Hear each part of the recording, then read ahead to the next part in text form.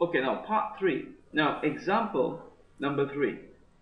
Now if you look at it here, the company wants to issue a bond that is redeemable in 4 years time at par value of 100 and wants to pay an annual coupon rate at 5% on the par.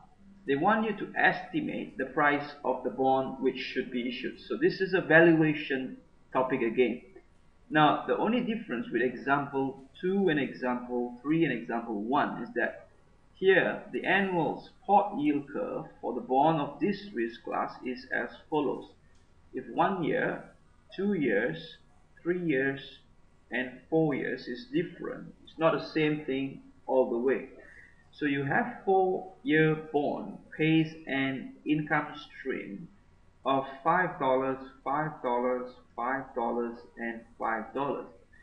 So what are you going to have here? If it's $5 for 5 years, this can be simplified as, assuming this is 4 types of bonds, this $5 for bond 1, 2, 3, 4, 5, you're going to get 4 types. So each annual payment is a single payment that in particular year, much like zero coupon bond. And the present value can be determined by discounting the thing. So what we're going to do is we're going to do the same thing again.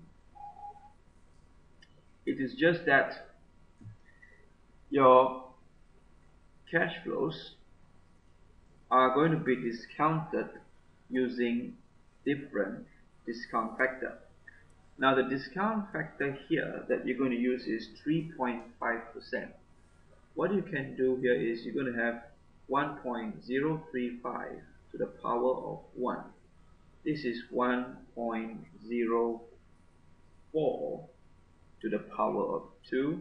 You're going to have 1.047 to the power of 3, 1.055 to the power of 4. Okay? So when you do the calculation, you are going to get an answer very similar to 4.83. Remember, you can also use the calculator and 3 decimal places. If you use that, you will get something like 0.966. The answer may slightly vary. Okay, so this is going to be 4.62. This is going to be 4.36, and this is going to be 84.76. You add up this one, that's going to be your price of the bond.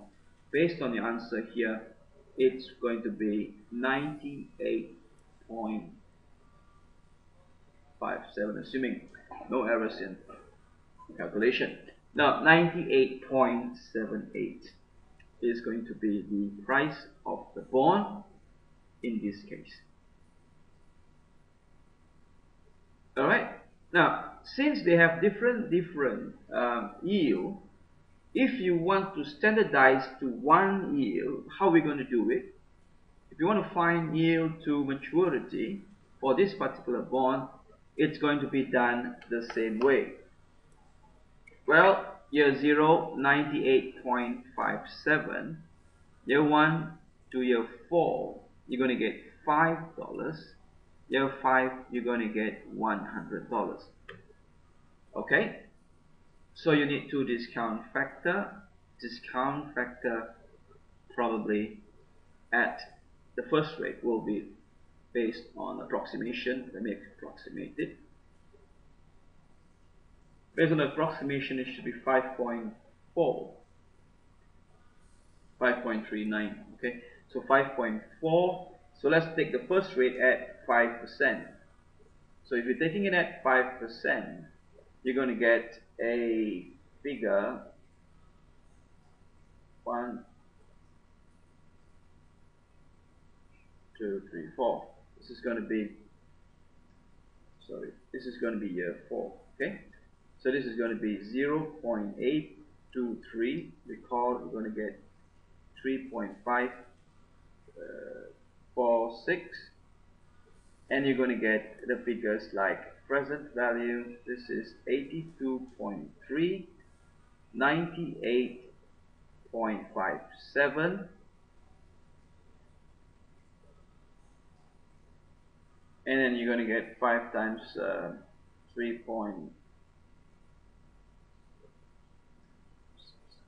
17.73,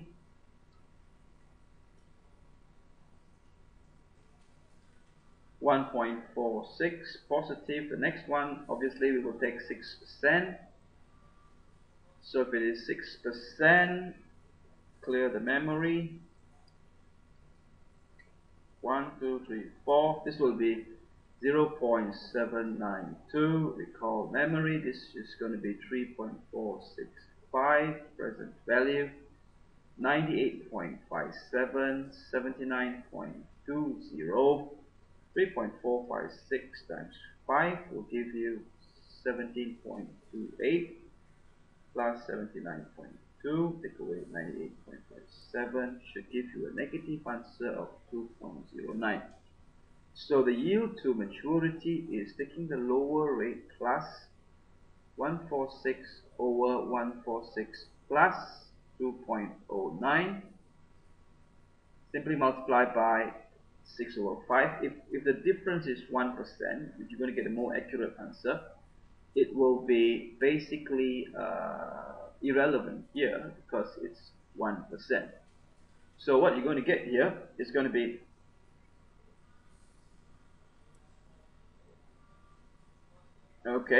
you are going to get the answer of 5.41%.